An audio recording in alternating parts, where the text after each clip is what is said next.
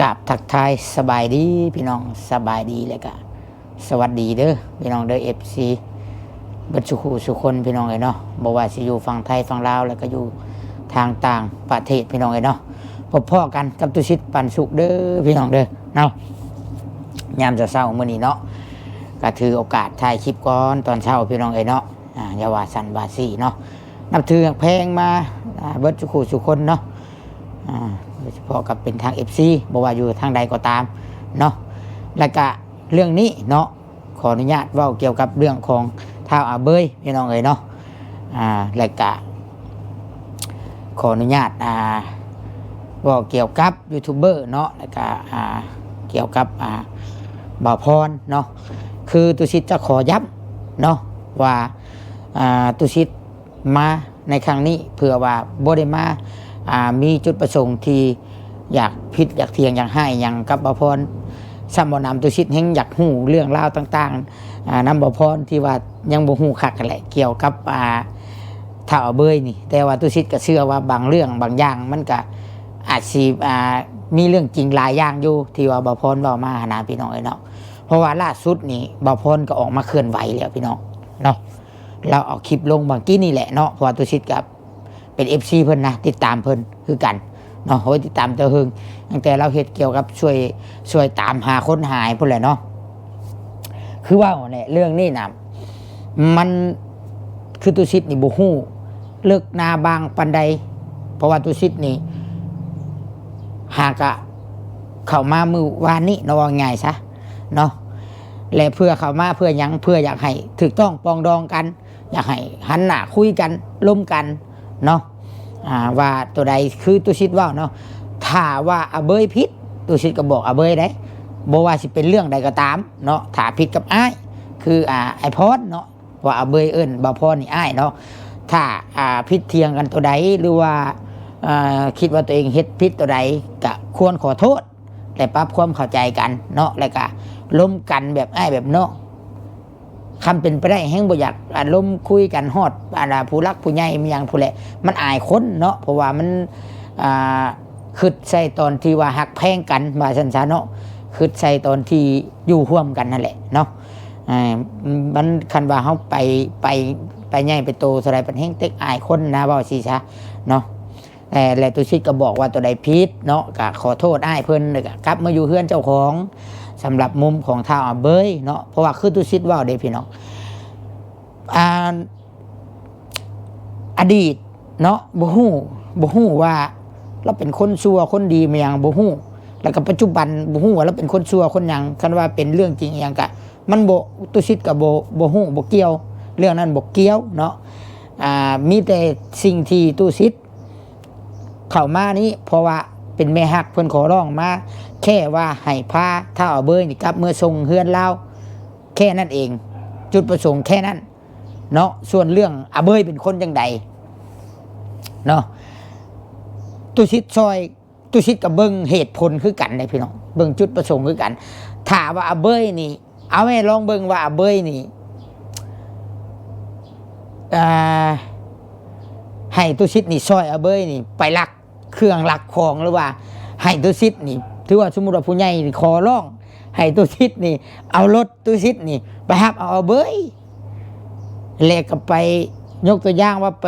ไปยังไปปล้นบอกไปปล้นไปจี้คนไปปล้นห้านทองบอกอย่างสิเนาะไปทำให้คนอื่นอย่างสิทำให้ห่างกายคนอื่นไปตีคนอื่นนี่แล้วทุกคนคิดบอกว่าตุชิตสิไป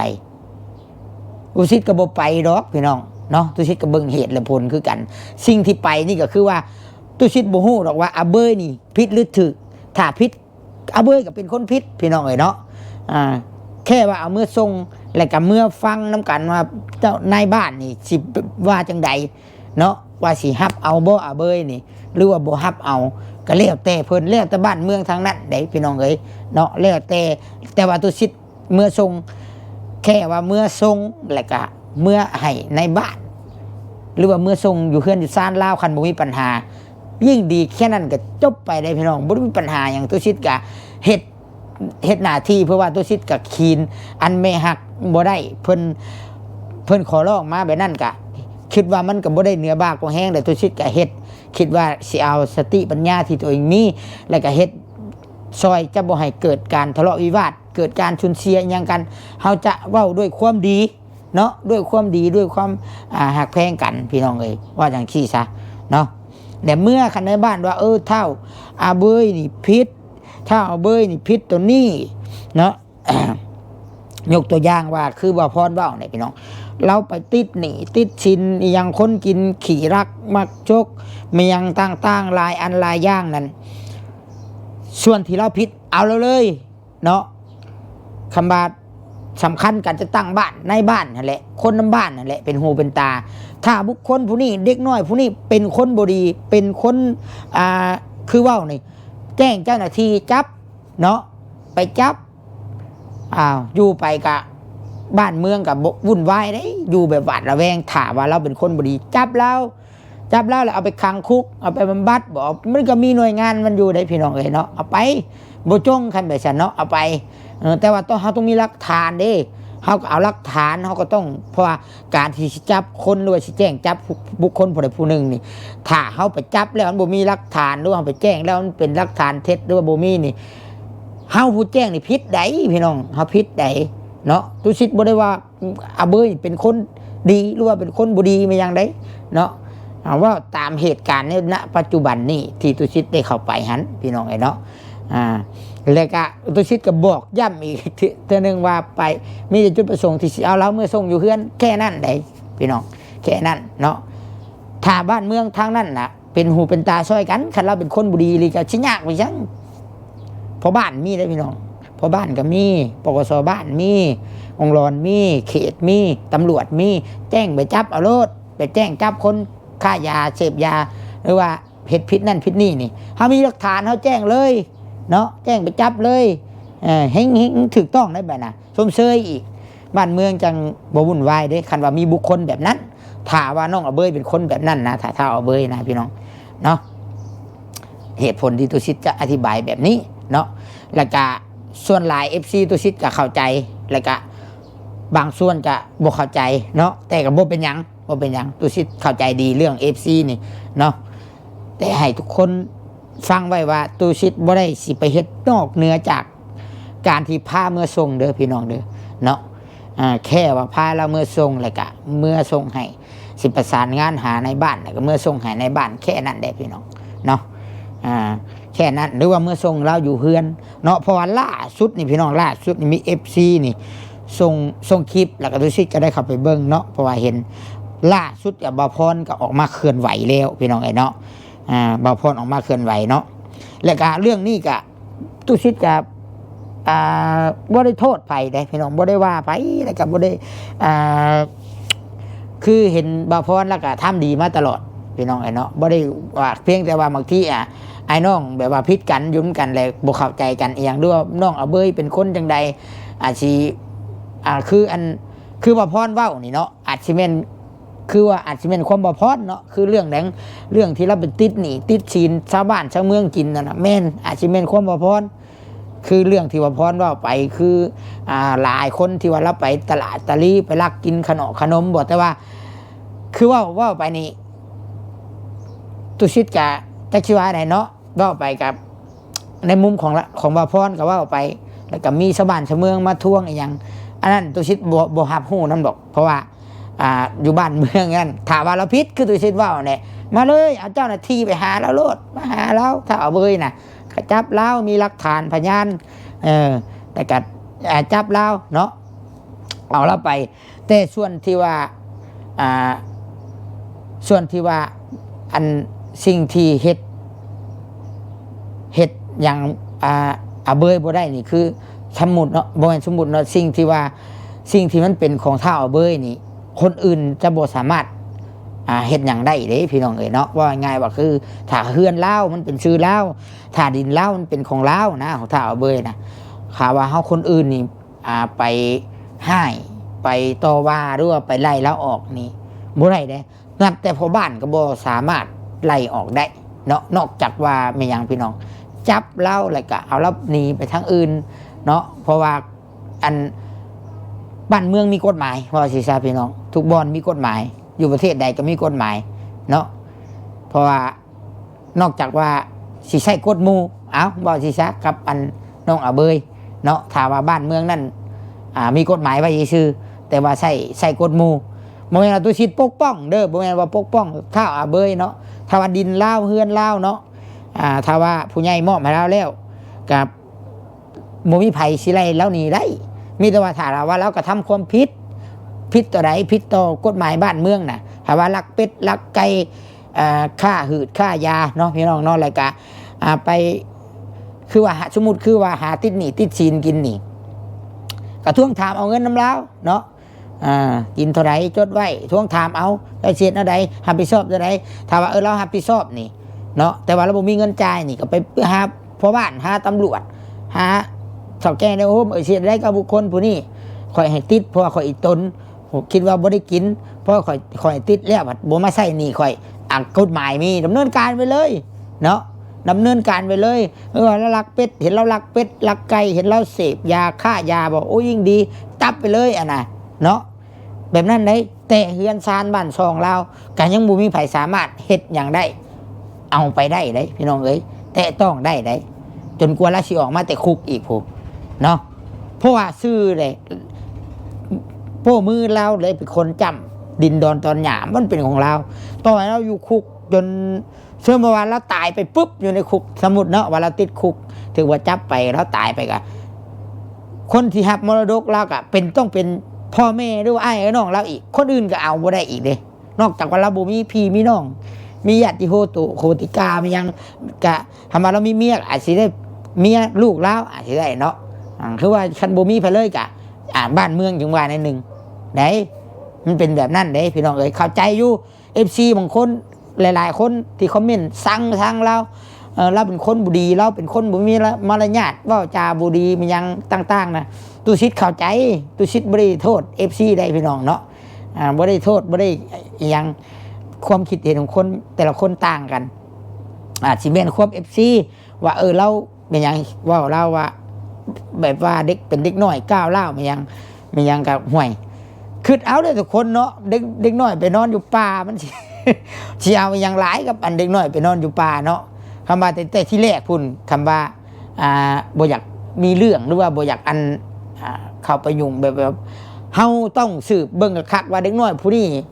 ก้าวเล่าบ่เด็กน้อยผู้นี้เป็นคนดีคนจบคนเจือบ่มันยังแหละมันนี่แหละมันคือว่าเนี่ยสิเอาอย่างไรกับเด็กน้อยแบบนี้เนาะว่าง่ายว่าเขาโบฮอนคนบ่มีหัวนอนปลายเท้าเนาะไปนอนอยู่ก้งหมอก้งไม้แล้วเขาสิให้เขานี่เป็นคนดีหูจักความเป็นคนแบบเจ้าโดยนี่ง่าโดยชิดว่ารถง่าแต่ขนาดคนมีเฮือนมีชานนอนคือยกตัวอย่างน้องมาน้องเตอมันอย่างนี้มีเมย์คอยดูแลนี่กะบางทีคำบอกคำจ่าเขาก็ยังได้สอนดิเนาะคำบอกคำจ่าเขาก็ยังได้สอนเลยพี่น้องเอ้ยเนาะรายการตุชิดย่ำว่าตุชิดบ่ได้เฮ็ดนอกเหนืออีหยังรายการบ่ออกบ่มานี่บ่ได้เพื่อว่าอยากมาอันดิฉันอยากมาเพื่อหาแชร์ด้วยอยากมาเพื่ออันทะเลาะหรือว่าพิษกับยูทูบเบอร์หรือว่าพิษกับอย่างง่ายๆว่าพิษกับบ่พรบ่ได้มีจุดประสงค์แบบนั้นให้อยากให้คุยอยากล้มกันเพื่อว่าแนวใดเพื่อแหละถ้าว่าบ่พรบ่อยากล้มบ่อยากคุยกะขบวนเป็นหยังเด้พี่น้องเอ้ยเนาะคือเพราะว่าล่าสุดนี่บ่พรได้ออกคลิปแล้วพี่น้องบ่พรได้ออกคลิปว่าต่อไปนี้บ่พรสิบ่ขอยุ่งเกี่ยวเนาะบ่ขอยุ่งเกี่ยวบ่ขออันวนวายบ่ขอไก่บ่ขอล้มกับน้องอาเบยว่าสัญชาติเนาะล่าสุดออกมาเนี่ยคลิปบ่พรนี่นะเนาะเพราะว่าบ่พรอิ่มแหละบ่พรว่าเนาะบ่ขอยุ่งเกี่ยวแหละเพราะว่าพฤติกรรมของอาเบยนี่บ่พรถือว่าหาบ่ได้บ่พรว่าเนาะบ่พรหวังดีทุกสิ่งทุกอย่างแต่ว่ามันเป็นแบบนี้แหละบ่พรจะบ่ขอยุ่งเกี่ยวแล้วบ่พรสิบ่เข้าไปใกล้อีกเนาะบ่พรออกมาชี้แจงเด้อพี่น้องเด้อบ่พรสิบ่อันออกมาบ่ขอออกมาบ่ใกล้เกี่ยวบ่เจรจาแล้วก็บ่สนน้ำว่าไงวะบ่พรบ่ไปใกล้แล้วพอบ่พรก็ได้ออกมาจากหันแล้วเนาะแล้วก็บ่พรแนะนำว่าไผสิ ไผสิเอาอาเบยไปส่งแล้วก็ไปให้พ่อบ้านเนี่ยแม่นเอาไปเองเนาะเอาไปเองก็แล้วแต่ว่าพ่อบ้านสิว่าจังใดบ่พรฝากมาแบบนั้นเนาะอันนี้เนาะพี่น้อง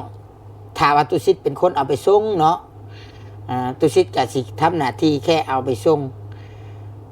ถ้าหากว่าพ่อบ้านเนาะหรือว่าเจ้าหน้าที่เพิ่นว่าแนวใดเกี่ยวกับอาเบยตุสิตก็สิแค่ฟังเฉยๆถ้าว่าพ่อบ้านยกมาว่าอาเบยเป็นคนบ่ดีสูบยามาฆ่ายาเมาขี้รักมักชก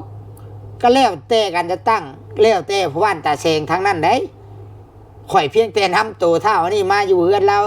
ซื่อๆจุดประสงค์ที่ผู้ใหญ่ขอร้องข่อยแค่นั้นข่อยก็แค่ฟังแค่นั้นเด้ข่อยก็ซ้ำนี่บอกเราเฮ็ดแท้บอกก็แล้วแต่ว่าบัดเพิ่นเว้ามาต่อหน้ากับอาเบยแล้วอาเบยสิอาเบยว่าจังไดแม่นบ่อาเบยเฮ็ดบ่หรือว่าอาเบยบ่ได้เฮ็ดก็แล้วแต่เรื่องของเราต่อหน้าเข้าใจเนาะ FC เข้าใจแล้วแต่ส่วนนั้นส่วนตุสิตคือส่วนนี้เนาะส่วนที่ไปส่งแค่นั้นเองส่วนที่ว่าพอบ้านสิรับให้อยู่หรือบ่ให้อยู่หรือว่าบ้านเมืองเขตนั้นนะครับบ่ให้อาเบยอยู่หรือบ่ให้อยู่กะแล้วแต่จิตสำนึกของคนเนาะคือตุสิตว่าเนี่ยเนาะกฎหมายมีพี่น้องเฮาบ่ใส่กฎหมู่ดีกว่ากฎหมายมีเนาะถ้าว่ากฎหมายบ้านเมืองมีถ้าเราเป็นคนชั่วคนบ่ดีเด้อตุสิตจะขอย้ำอีกว่าให้เจ้าหน้าที่เนาะดำเนินคดีแล้วยับแล้วบ่แม่นว่าเฮาสิไปไล่ผู้นี้ออกจากบ้านว่าพ่อเพียงเฮียงหน้ากันไล่ขับไล่แบบคือในหนังไล่ว่าผู้นี้บ่ดีแล้วก็ไล่ออกใส่กฎหมู่มันบ่ถือได้พี่น้องเพราะว่าชื่อถ้าเอาเบยเนาะเฮือนซานบ้านซองมันเป็นชื่อแล้วในเมื่อถ้าไล่เล่าไปเนาะขอยยกตัวอย่างถ้าพ่อบ้านว่าบ่ให้เราอยู่นี่ไล่เล่าไปนี่ดินดอนตอนหญ้าเฮือนซานนี่ไผสิเป็นคนได้ไผเป็นคนอยู่เฮือนซานหรือว่าดินดอนแล้วคอยตั้งคำถามแบบนี้เลยบัดมีว่าเห็นยังซะกฎหมายในการซื้อขายเลยซื้อผู้นี้เนาะมีว่าเห็นยังแบบนี้เอาเงินคำซื้อเปโป้ว่าซื้อผู้นี้บัดเห็ดแล้วผัดอยู่บ่ได้คนบริเวณรอบๆนั่นผัดบ่อยากให้อยู่ไล่นี้โดยบ่ได้ใช้กฎหมายแต่ใช้กฎหมู่ให้ทุกคนคิดได้เนาะเพราะว่าสิทธิเสรีภาพของมือมันของบุคคลแต่ละคนมันมีเบิดเลยได้ยกตัวอย่างเนาะถ้าว่าโมเมนต์ซะอาเบยเป็นซะบุคคลอื่นเนาะเป็นซะบุคคลอื่นที่เป็นเฮือนของอาเบยนะแต่เป็นบุคคลอื่นโมเมนต์อาเบยบัดนี้มีซะคนในหมู่บ้านนี่บ่มักแล้วแต่ไปใช้กฎหมู่ใส่แล้วเนาะไปไล่ไปเฮ็ดบ่พอใจไปไล่ไปว่าพ่อเพียงเฮียงหน้ากันแล้วบ่อยากให้อยู่นี่ถึกซะผู้เขาเก่งเนาะพี่น้องเนาะเขาบ่ไปใส่ใดมันเฮือนเขาถามบุคคลใดเขามาก้าวไกลหรือว่าบุกรุกเคหสถานเนาะเขาเอิ้นบุกรุกพื้นที่เนี่ยที่เฮือนซานเขาสามารถมีสิทธิ์ป้องกันตัวได้โดยแจ้งเจ้าหน้าที่แจ้งสั่งตำรวจยังมาจับได้บุคคลผู้นั้นน่ะได้พี่น้องมันแบบนี้ได้เนาะมันเป็นแบบนี้เนาะหรือว่าเห็นบ่ตามข่าวนะให้แห้งกว่านั้นตามข่าวนะถ้าว่าคือยามกลางคืนนี่แห้งกระเต็กยามวิกาลเขาเอิ้นนะพี่น้องเข้าใจบ่กฎหมายเฮายามวิกาลถ้ามีผู้ใดมาบุกรุกแค่สถานเฮาเนาะปีนหัวบ่ปีนยังเข้ามานี่ต่อชีวิตคนรู้จักกันก็ตามได้มั่งค่ำกลางคืนนี่เนาะสมมติว่าเขาเลี้ยงไก่ตีเนาะสมมติว่าปีนเขามาเขาว่าเขาเลี้ยงนั่นนี่ข่อยมีว่าง่ายคือสมมติว่าข่อยมีโรงสีเขามั่งคืนสิไปงัดไปแงะห้องสีข่อยจกปืนมาข่อยยิงตั้มข่อยบ่ได้เป็นโทษได้ข่อยมีสิทธิ์ได้ข่อยมีสิทธิ์ว่าข่อยปกป้องทรัพย์สินของข่อยได้เนาะมีสิทธิ์ได้พี่น้องมันแบบนั้นได้เรื่องราวนั่นเนาะมันเป็นแบบนั้นนั่นแหละจังว่าแต่ชิว่าจังใดเนาะแล้วบ่อยากให้พิษในเทียงกันบ่อยากให้อันไปกันใหญ่นะคือตุชิตก็แค่อยากทำหน้าที่เมื่อทรงถ้าเอาเบยแล้วก็บอกพระบ้านตาแซงทั้งนั้นเนาะหรือว่าคืนนี้ได้นี่บ่พรออกมาว่าบ่พรสิบ่เข้าไปยุ่งเกี่ยวแล้วก็เอาเบยมาส่งอยู่เฮือนก็คือเฮ็ดสิบ่มีปัญหาหยังแน่เนาะเอาแล้วเมื่อส่งให้เราอยู่กับลูกกับเมียเราอยู่เฮือนเพราะว่าอาจจะเป็นความบ่พรเนาะเรื่องบางเรื่องเนาะเรื่องที่อันเบยนี่ไปหาที่นี่ที่ชีนกินพอเขาถามว่านี่เราก็หับเด้ เนาะอันเรื่องนั้นมันเป็นเรื่องส่วนตัวของเรานะตุชิดบ่เกี่ยวบ่ขอฮู้จักเนาะเอาแล้วเมื่อส่งแล้วก็คือจบภารกิจข่อยคือฮอดเฮือนแล้วแหละคือจบนะเอาเบยฮอดเฮือนแล้วแหละคือจบตุชิดตีรถกลับไปเชื่อในใดก็ว่าเนาะแล้วแต่บัดเอามือเราเมื่อ100 คน1,000 คนถึงเมื่อถามอันนี้เราแล้วแต่คำว่าตำรวจมันยังเมื่อจับเราแล้วแต่ข่อยบ่ได้พาเราหนีเด้ข่อยพาเราเมื่อเฮือนเรายังดีนะข่อยพาเมื่อหาลูกหนีแล้วได้ฮะเอาเมื่อหาเจ้าหนีแล้วได้จังสิบ่ได้จังสิมีหวังยังได้หนีนำลาวคืนเด้เนาะแล้วก็มีหลายอันหลายอย่างพี่น้องเนาะบางคอมเมนต์ก็ว่าคอมเมนต์ที่บ่มักกันแหละเพราะว่ามันแตกกันนะคอมเมนต์ก็ว่าให้ให้บักตู้ซิดเอาเบยไปอยู่เฮือนนำข่อยสิเอามาอยู่เฮ็ดหยังเนาะข่อยสิเอามาอยู่เฮ็ดหยังลูกน้องข่อยก็4 คนเนี่ยเฮ็ดเวียกนะเนาะเวียกข่อยมันคู่มือนี่ก็แทบสิบ่มีเวลาฮอดถ่ายคลิปพุ่นแหละพี่น้องเอ้ยเนาะเพียงแต่ว่าข่อยขีนแม่ฮักเพิ่นบ่ได้เพิ่นที่เพิ่นขอร้องให้ซอยพาเฒ่าเบยเมื่อนี่เนาะแค่นั้นเองเนาะแค่นั้นเองแล้วก็ตุชิดได้เบิ่งแล้วคลิปบ่พรแล้วก็เว้าดีเด้พี่น้องเราก็อยากขอตัดขาดกับเบยบ่ขอยุ่งเกี่ยวดีแล้วบ่พรนี่เนาะตุชิดคิดว่าดีแล้วบ่พรเฮ็ดดีแล้วตุชิดก็บ่ได้โทษบ่พรก็บ่ได้โทษไผดีแล้วเนาะในเมื่อว่ามันอยู่น้ำกันบ่ได้เลยอยู่แล้วมันมีปัญหานะอย่าไปอยู่เลยบ่พอเลยเนาะเฮาซอยแล้วล่ะก็เฮาไปทางอื่นดีกว่าเนาะเดี๋ยวกว่าอยู่น้ำกันไปกับพิษกันเนี่ยมันก็มันเป็นอันบุรีนะเนาะตุชิดคิดว่าบ่พรคิดถึงแล้วเนาะเราก็เป็นผู้ใหญ่พอตุชิดว่าอยู่เนาะอาจจะมีเหตุผลเพราะว่าบ่พรจะบ่ขอยุ่งเกี่ยวแล้วบ่พรออกมาเคลื่อนไหวแล้วในคลิปบ่พรดิเนาะบอกบ่พรเฮ็ดออกมาแล้วพี่น้องเอ้ยเนาะบ่พรก็แล้วว่าก็คิดว่ามันไกลเนาะมันไกลอันเหตุผลเด้อเหตุผลของบ่พรว่าบอนที่เราไปถ่ายคลิปแถวเฮือนน้องอาเบยนั้นบ่มีโรงแรมมันบ่มีบ้านพักเราก็อยากไปขออาศัยอยู่ก็คิดว่าอันหักแพงกันเนาะคิดว่ามีบุญคุณต่อกันมีบุญคุณต่อที่บ่พรเคยช่วยแล้วบ่พรก็เลยไปพูดกระต๊อบแล้วก็อยู่อาศัยคิดว่าอาเบยนี่ก็สิฮู้จักบุญคุณเนี่ยให้อาศัยอยู่หั่นนะ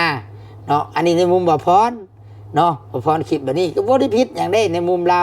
เนาะแล้วก็บัดนี้บัดอาเบยมุมอาเบยบัดบ่อยากให้อยู่มันแคบเนาะว่าง่ายอาเบยจะคิดว่ามันแคบแล้วบ่อยากให้อยู่อยากให้ไปอยู่ทั้งอื่นเนี่ยว่าง่ายซะจะจิตใจคนบ่คือกันพี่น้องแต่ละคนน่ะเนาะก็บ่คิดว่าเรื่องบุญคุณอีหยังบัดอยากให้คือถามเราว่านี่บัดอยากให้ขึ้นไปอยู่เฮือนน้ำกันเจ้าสิอยู่ลุ่มหรืออยู่เทิงเบยว่าสิบ่พรบัดอยากอยู่กับต๊อบก็เลยบ่เข้าใจกันนี่แหละมันลองระแหงกันเรื่องของเรื่องน่ะเนาะแต่บ่พรได้ออกมาชี้แจงแล้วบ่พรบ่ขอยุ่งเกี่ยวบ่ขอเจรจาอีหยังทั้งนั้นบ่พรว่าจะขอย่างออกมาเลยบ่ขอล้มบ่ขอเว้าบ่ขอว่าหยังเกี่ยวกับการเจรจาช่องหน้ากันมีแต่ถ้าว่าจะไปเฮือนในหมอกในบ้านไปเฮือนเจ้าหน้าที่ก็ไปเองเลยเนาะให้ผู้พาไปน่ะไปแล้วก็ให้ผู้พาไปน่ะรับผิดชอบถ้าเกิดหยังขึ้นโอ้ยเนาะอันนี้ก็จักฝากถึงว่าพรได้ข่อยก็บ่ได้รับผิดชอบได้เนาะว่าพรเด้แล้วก็ FC เอ้ยเนาะหรือว่าผู้รักผู้ใหญ่ให้ข่อยบ่ได้รับผิดชอบอีหยังทั้งนั้นไหนแค่ข่อยนำตัวถ้าว่าเราผิดข่อยก็นำตัวคนผิดไปส่งเจ้าหน้าที่ได้แค่นั้นเองข่อยอยากเห็นความถูกต้องแค่นั้นเด้เนาะถ้าว่าเรารักของไผเราติดหนี้ไผเราเองได้รับผิดชอบเนาะข่อยบ่แม่นญาติพี่น้องเราได้ข่อยบ่ได้แม่นข่อยบ่ง่ายว่าข่อยบ่ได้ฮู้เรื่องฮู้ราวหยังนำแค่เพียงนำเราไปส่งอยู่เฮือนเราเนาะแค่นั้นเองถ้าผู้เราติดหนี้ไผก็ให้มาถามเอาเนาะถ้าว่าเราเฮ็ดอีหยังความผิดหยังอยู่น้ำบ้านน้ำเมืองนั่นฮู้ดีเอาเลยกฎหมายมีเนาะแต่อย่าไปใช้กฎหมู่เนาะมันบ่ถูกมันบ่ดีเนาะถ้ากฎหมู่นี่มันเบิ่งแล้ว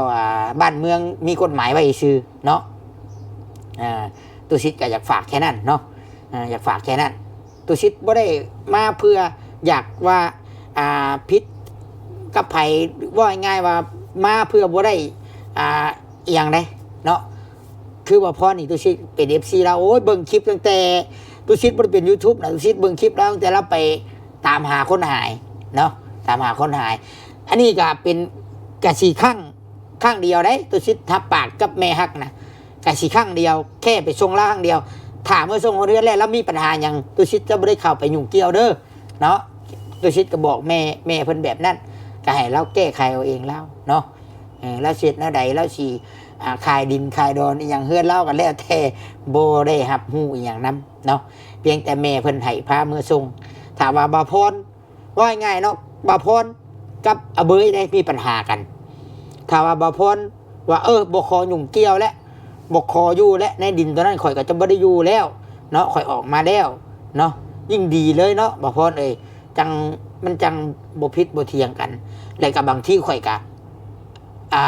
อาจจะไปชงแล้วแบบไปชงแล้วอยู่เฮือนเลยเนาะไปชงแล้วอยู่เฮือนเลยกับมันกับบ่มีปัญหาอะไรอย่างกันเด้เนาะดีได้ดีเนาะการเละแต่จุดประสงค์เนาะอันนี้พี่น้องบ่พรเราบ่อยากเจรจาเราอาจจะมีเหตุผลอย่างของเราเฮากับบ่มีสิทธิ์ไปตื้อไปน้ำอย่างเจ้าต้องบอกว่าบ่มันบ่แม่นว่าแบบว่าเรื่องราวมันบ่ได้ใหญ่โตอย่างปานนั้นเนาะว่าพอเราเดินออกนะเขาก็โอ้ยการเห็นดีนะแล้วแต่แล้วเนาะเพราะว่าตัวชิดไปบ่ได้เมนว่าอยากเอาเบยไปหรือไปหาเรื่องกับบ่พรได้พี่น้องเอ้ยบ่พิดถึงบ่เฮาบ่ฮู้คนที่ฮู้น่ะคือว่าพรกับอาเบย2คนกับเมียเราได้ว่าไผตัวไผบ่ตัวว่าไผเป็นอะไรเนาะเพียงแต่ว่าถ้าอาเบยพิษคือตัวชิดน้ำโตคนพิษเมื่อชงกันซื้อถาเว้ยพิษกะคือน้ำโตเมื่อชงกันซื้อแค่นั้นเด้อพี่น้องเด้อเนาะกินงออยู่มือนี่มันไก่อลีเคยไปอยู่เขตนั่นนะเคยไปมอบมันคอมพิวเตอร์กับพระอาจารย์นะกับเครื่องปิ้นนะมันไก่แห้งเนาะมันไก่แห้งโอเคพี่น้องประมาณนี้เด้อคลิปนี้กะถือหรือพิษตัวชิดกะได้ว่าออกไปได้อธิบายแบบนี้เด้อพี่น้องเด้อเนาะให้ทุกคนออกคิดคอมเมนต์กันมาเนาะว่าไปในแนวทางไหนทำนองใดนะเนาะ โอ้ยอยากเอื้อมพี่น้องเลยว่าหลายก็ได้กับหักแพง FC สุคนเด้อพี่น้องเนาะสำหรับคลิปนี้ทุกชิดกับชิได้ขอตัวทุกคลิปหรือว่าลาไปก่อนพี่น้องเนาะชิได้ขอกล่าวคำว่าสบายดีพี่น้องสบายดีเด้อ